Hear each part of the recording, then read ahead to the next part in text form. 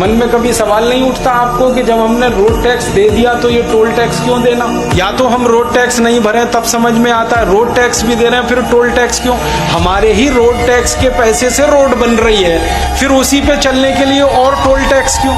और हर 20, 25, 50 किलोमीटर पर क्यों? एक दिन मैंने हिसाब निकाला था, दिल्ली से कलकत्ता अगर गाड़ी से आप चले जाएं तो डीजल के खर्चे से ज्यादा टोल टैक्स का खर्चा दिल्ली से कलकत्ता सड़क रास्ते से आप चले। तो हम हिंदुस्तान की सरकार को इनकम टैक्स के रूप में, कॉर्पोरेट टैक्स के रूप में, एक्साइज ड्यूटी के रूप में, वैल्यू एडेड टैक्स के रूप में, सेल्स टैक्स के रूप में, सेंट्रल सेल्स टैक्स के रूप में, रोड टैक्स के रूप में, टोल टैक्स के रूप में, प्रॉपर्टी टैक्स के रूप में, हाउस टैक्स के रूप में, 64 तरह के टैक्स के रूप में हर साल हम 20 लाख करोड़ दे देते हैं। फिर हमारी गरीबी, भूखमरी, बेकारी क्यों होगी?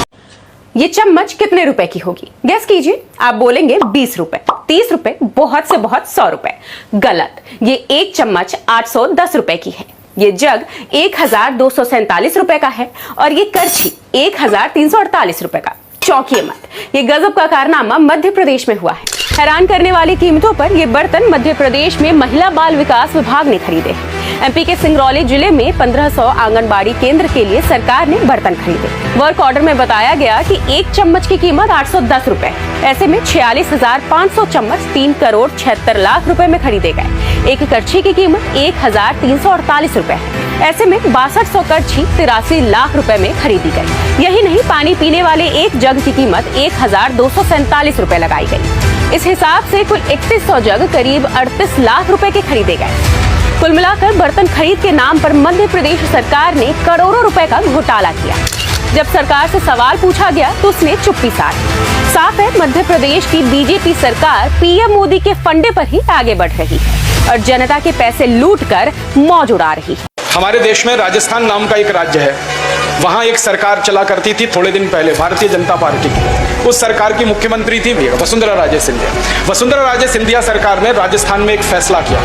फैसला क्या किया? गांव-गांव में शराब की दुकानें खोली जाए। अद्भुत फैसला है। ये फैसला उस पार्टी की सरकार का है जो भारतीय संस्कृति की बात करते हैं, राष्ट्रीयता की बात करते हैं। उनका फैसला हर गांव में शराब की दुकान खोली जाए, हर व्यक्ति को शराब में डुबो दिया जाए।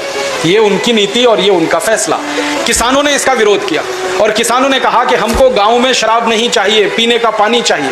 परिणाम क्या हुआ? किसानों ने इस मांग के लिए अपनी रैली निकाली और वसुंधरा राजे सरकार ने उस रैली पर गोली चलाने का आदेश दिया। 14 किसान एक स्थान पर तत्काल मारे गए। ऐसी हमारी पुलिस व्यवस्था और ऐसी हमारी राज्य व्यवस्था।